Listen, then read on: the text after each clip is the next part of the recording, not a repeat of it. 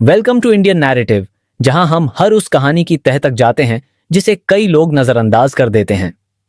आज की case study है उस एयरलाइन की जिसे भारत की सबसे भरोसेमंद एयरलाइन कहा जाता था, इंडिगो, और जिस मैसिव फ्लाइट डिसरप्शन ने पूरे देश की एविएशन सिस्टम को हिला दिया। इंडिगो, जिसकी शुरुआत 2006 में राहुल भाटिया और राकेश गंगवाल ने की, अपने पंक्चुअलिटी, लो कॉस्ट एफिशिएंसी और डिसिप्लिन्ड ऑपरेशंस के दम पर भारत के एविएशन मार्केट का 60% से ज्यादा हिस्सा अपने नाम कर चुकी है। इसका operational model fast turn around, tight scheduling और हाई एयरक्राफ्ट यूटिलाइजेशन पर निर्भर है, यानी कम रिसोर्सेज में ज्यादा फ्लाइट्स।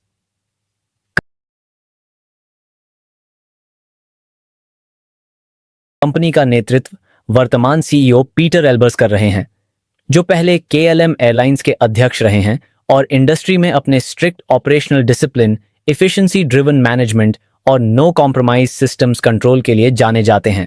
इंडिगो की मैनेजमेंट हमेशा कॉस्ट कंट्रोल और मैक्सिमम क्रू यूटिलाइजेशन पर केंद्रित रही है, जिसने कंपनी को रिकॉर्ड तोड़ प्रॉफिटेबिलिटी और ग्रोथ तो दिलाई, लेकिन यही एग्रेसिव यूटिलाइजेशन आगे चलकर बड़ी मुश्किल का कारण बना।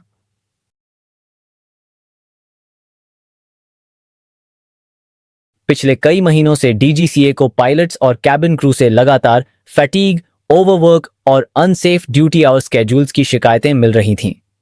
रैपिड फ्लीट एक्सपेंशन, बढ़ती फ्लाइट फ्रीक्वेंसी और टाइट स्केड्यूलिंग के कारण क्रू एग्जॉस्शन एक गंभीर सेफ्टी रिस्क बन गया था। ग्लोबल एविएशन बॉडीज जैसे आईसीएओ और एफएए भी फैटीग मैनेजमेंट को टॉप प्रायोरिटी देने की सलाह दे रहे थे। डीजीसीए को इनपुट्स मिले कि कई airlines including Indigo crew shortage को छुपाने के लिए बैक टू बैक फ्लाइट्स और एक्सेसिव ओवरटाइम का सहारा ले रही थीं, जो किसी भी समय मेजर एक्सीडेंट का कारण बन सकता था।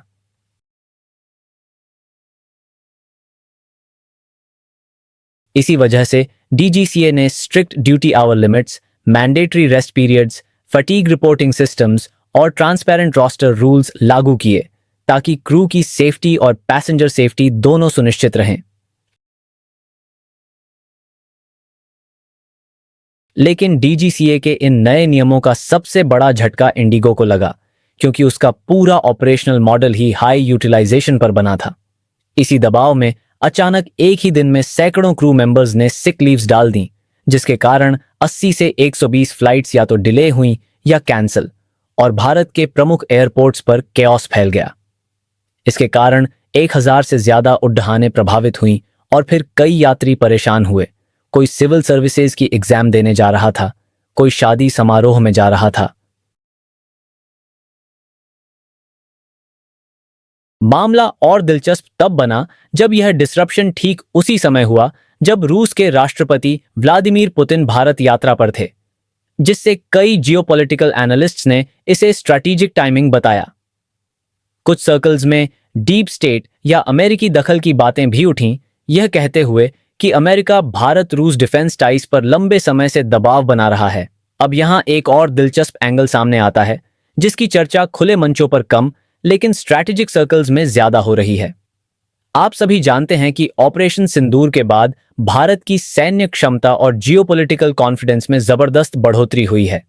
यही वह मोड़ था जब अमेरिका का रुख अचानक भारत के प्रति सख्त होने लगा। एनालिस्ट्स का कहना है कि अमेरिका ने भारत पर मनमाने टैरिफ्स लगाना शुरू किया, कभी ट्रेड के नाम पर, कभी ह्यूमन राइट्स के नाम पर, मानो भारत को दबाव में लाने की कोशिश हो रही हो। इसके साथ ही भारत रूस की गहरी दोस्ती भी वॉशिंगटन को रास नहीं आ रही थी। यूक्रेन युद्ध के बहाने अमेरिका ने भारत पर अतिरिक्त व्यापारिक दबाव बनाने की कोशिश की, जबकि भारत ने साफ कर दिया कि वह अपनी स्ट्रैटेजिक ऑटोनॉमी से समझौता नहीं करेगा। और कहानी यहीं खत्म नहीं होती। जब अमेरिकी थिंक टैंक्स को ये प्रोजेक्शंस मिली कि भारत की जीडीपी अगले साल भी 9% से ज्यादा बढ़ने वाली है और अमेरिकी टैरिफ्स का भारत की अर्थव्यवस्था पर लगभग कोई असर नहीं हो रहा, तो वहां इरिटेशन और बढ़ गई। यही वजह है कि कुछ बिजनेस एनालिस्ट अब ये सवाल उठाने लगे हैं कि क्या मौजूदा डिसरप्शंस, इकोनॉमिक प्रेशर और अचानक हुए ऑपरेशनल कोलैप्सेस सिर्फ संयोग हैं या एक बड़े जियोपॉलिटिकल गेम का हिस्सा। क्या यह भारत की तेजी से बढ़ती अर्थव्यवस्था को धीमा करने का सबटल तरीका हो सकता है? हम दावे नहीं कर रहे, लेकिन जहां टाइमिंग सस्पिशियस हो वहां सवाल उठना स्वाभाविक है। सिविल एविएशन मिनिस्ट्री और डीजीसीए ने तुरंत जांच शुरू की। इंडिगो से क्रू यूटिलाइजेशन, फटीग डेटा और रोस्टर सिस्टम्स की पूरी जानकारी मांगी, जबकि कंपनी ने क्राइसिस मैनेजमेंट टीम्स एक्टिवेट कर दी। तो दोस्तों, अब बड़ा सवाल, इंडिगो इस संकट से कैसे बाहर निकल सकता है? हमारे पूरे विश्लेषण, डेटा और ग्राउंड रिपोर्ट्स को देखने के बाद कुछ सिफारिशें साफ दिखाई देती हैं। आइए उन्हें समझते हैं। सबसे पहला और सबसे बड़ा कदम, इंडिगो को अपने फॉरेन सीईओ को हटाने पर गंभीरता से विचार करना होगा।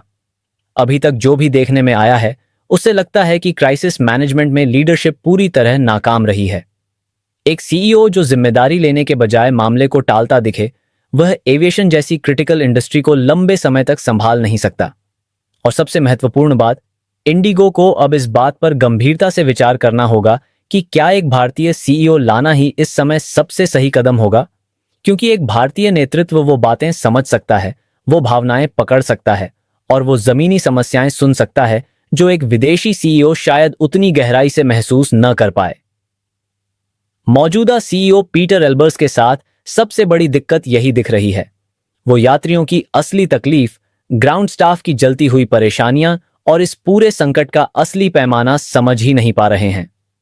उनके बयान तक यह संकेत देते हैं कि उन्हें ज्यादा डैमेज हुआ ही नहीं लगता। और एक लीडर जो समस्या के पैमाने को पहचान ही न पाए, वो समाधान कैसे देगा? यही कारण है कि कई एविएशन एक्सपर्ट्स अब यह कह रहे हैं कि इंडिगो को ऐसा सीईओ चाहिए जो सिर्फ नंबर्स नहीं, बल्कि लोगों का दर्द समझे, जो भारत के एविएशन इकोसिस्टम की नब्ज पहचान सके और जो ग्राउंड रियलिटी को दिल से महसूस कर सके। दूसरा, जिन यात्रियों की उड़ानें रद्द हुई, इंडिगो को तुरंत फुल रिफंड्स जारी करने होंगे, बिना किसी डिले, बिना किसी हिडन क्लॉज के। यह पैसेंजर्स का अधिकार भी है और कंपनी की क्रेडिबिलिटी बचाने का एकमात्र तरीका भी। तीसरा, जो यात्री देश भर के एयरपोर्ट्स पर घंटों फंसे रहे और जिनके साथ कई जगह बदसलूकी की खबरें सामने आईं, उनसे दुर्व्यवहार के बजाय मदद और सम्मान दिया जाना चाहिए। यही मोमेंट होता है जहां एक कंपनी की असली पहचान सामने आती है। और अभी इंडिगो इस परीक्षा में फेल होता दिखा। चौथा और सबसे महत्वपूर्ण, इंडिगो को अपने वर्क कल्चर और वर्क पॉलिसीज में बड़े सुधार करने होंगे। पायलट्स और कैबिन क्रू तभी मोटिवेटेड, एनर्जेटिक और रिस्पॉन्सिबल होंगे जब उनके लिए फैटिग फ्री, रिस्पेक्टफुल और ह्यूमन सेंटर्ड एनवायरनमेंट बनाया जाए। एविएशन एक हाई प्रेशर इंडस्ट्री है, यहां काम चल रहा है वाली सोच नहीं चलेगी। क्रू खुश होगा तो ऑपरेशंस स्मूथ होंगे, क्रू थका और परेशान होगा तो देश भर का एविएशन सिस्टम रुक जाएगा। ये कदम सिर्फ रिकमेंडेशंस नहीं हैं, ये सर्वाइवल स्ट्रैटेजीज हैं। और अगर इंडिगो इन्हें अपनाता है, तभी वह इस संकट से मजबूत होकर बाहर आ सकता है। यह घटना साबित करती है कि चाहे कंपनी कितनी भी बड़ी क्यों ना हो, ऑपरेशनल वीकनेसेस, ह्यूमन फटीग और जियोपॉलिटिकल रिपल्स कभी भी पूरे सिस्टम को अस्थिर कर सकते हैं।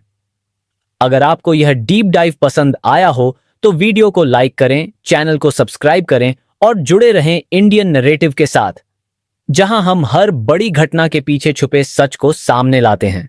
मिलते हैं अगली एक्सप्लोसिव केस स्टडी और इन्वेस्टिगेटिव विश्लेषण में।